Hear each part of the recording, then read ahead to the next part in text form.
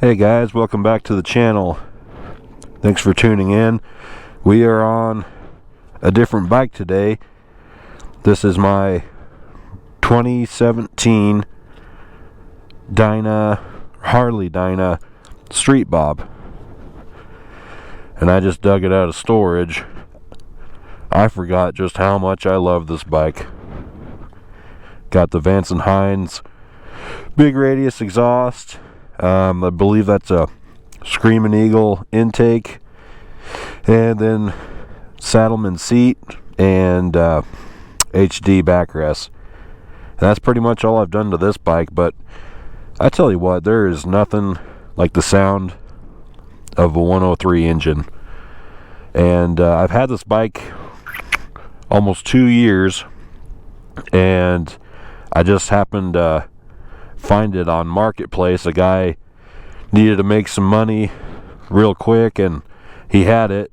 He only had about 1,500 miles on it, and I really wasn't in the market, but I thought a Dyna would be cool. And 2017 is the last year they made the Dyna, and the last year they made the 103, so I jumped on it, and I think this might be my favorite bike. So anyway, let's go for a ride.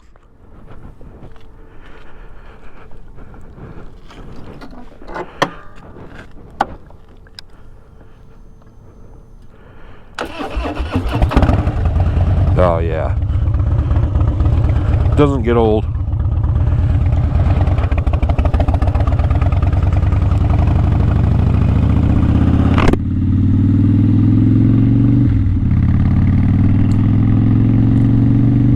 So yeah guys, thanks for tuning back into the channel. My name is Larry, and I am an alcoholic, and that's what I'd like to talk about today. And I'd like to apologize. I've come down with some kind of cold, so my voice is a little raspy. So you know what I mean? That 103, man. Don't get me wrong, I love that Indian I got, but you just can't beat that sound. I touch myself. Sorry. Anyway, what I wanted to talk about in this video was alcoholic. What does that term mean? Well, if you were to Google it, the term alcoholic has a couple different meanings. I think Wikipedia calls an alcoholic a man who consumes 10 or more drinks in a week, and if you're a woman, if you consume 7 or more drinks in a week. I don't know about the exact numbers, but I would like to tell you my definition of an alcoholic, as I've went through these last 4.5 years, almost 5 years through sobriety. And I'm going to slow down a little bit here. Hopefully the wind noise isn't too bad. But so here, and this is my opinion that I've gained through my sponsor and the people who've been in it a long time. But what I've came to believe is an alcoholic and an addict, we are the same people. The only difference between an alcoholic and an addict, or let me put it this way, the only difference between me and a drug addict is the fact that I was never introduced to any hard drugs. Because believe me, if I tried, I don't know, meth, cocaine, I know myself, I know that I would have used that into oblivion. I would have loved it, I would have abused it, probably into death. And I hate to get that gory, you know, first time subscribers on this channel, but that's what I do. I abuse stuff that makes me feel good. So anyway, alcoholic, addict, everybody thinks that they're so different, you know, Alcoholics Anonymous, Narcotics Anonymous. If you were to read those two books, they say almost the exact same thing, you know, not word for word, but they're preaching the exact same thing. And in upcoming videos we'll start going over the steps. But what I wanted to talk about is my definition of alcoholic. And I know what you're thinking, Larry, get to it. It's hard for me to put my thoughts together when I'm just thinking about how much I miss this damn bike. Ew. Okay, we'll get down to it. In Larry's worldwide vocabulary, my definition of alcoholic is an egomaniac with a self-inferiority complex. Now let's go over that. An egomaniac.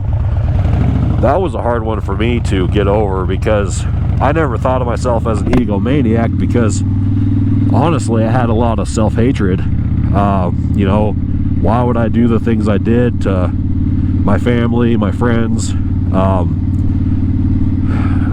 was always feeling like the biggest piece of shit in the room, no matter what room I was in. But an egomaniac, I thought about myself and only myself for the longest time, until I got in the program and people started telling me, you know why you feel this way is because you're thinking about yourself, and you're only worried about yourself.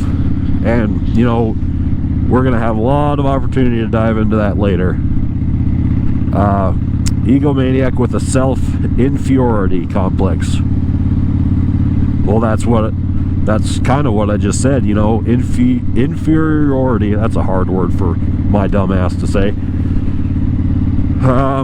You know, from when I was a little kid up until now, I could tell there was something different with me.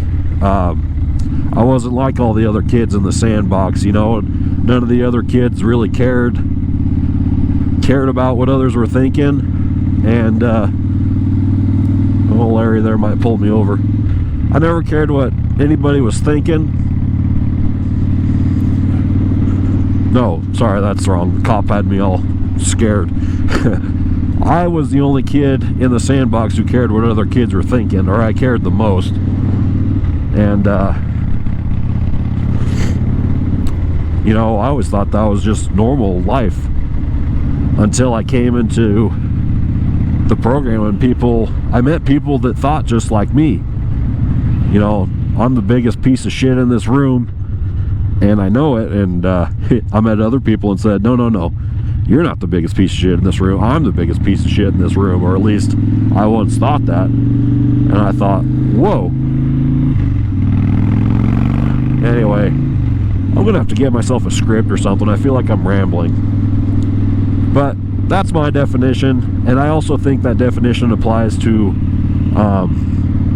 drug addicts as well. I mean, I'm not going to speak for every alcoholic out there, but if you're a drug addict or an alcoholic and you're listening, you and I, we're going through the same stuff, and that's why I created this channel.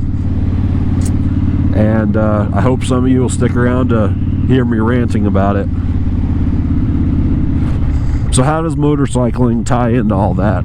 Well, long story short, because I think I'm running out of time here on my GoPro.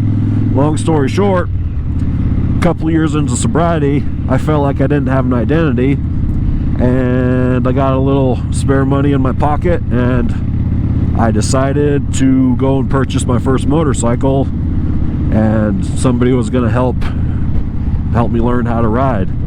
And from that day on, man, it's like I found a purpose, or I had my purpose back. Because guess what? My purpose before I got sober was going and being the drunkest, biggest idiot at any party, and that was it. You know, I had that fear of missing out, that FOMO, and so I thought my identity was to be at every single party that I could get to and be the drunkest guy there. And motorcycles, along with the steps, my sponsor, my wife, which I think I'll I'll do a video on Al-Anons, our wives, at some point too. But yeah, motorcycles saved my life in a way, because they gave me an identity back. And it's not my full identity, you know. I consider myself more of a husband and a father. That's a bigger identity. But if I'm not being one of those two things, man, I am on one of these, and it is turning my frown upside down. So I think I'm going to finish there, guys. Like, comment, subscribe, please, and see you on the next one.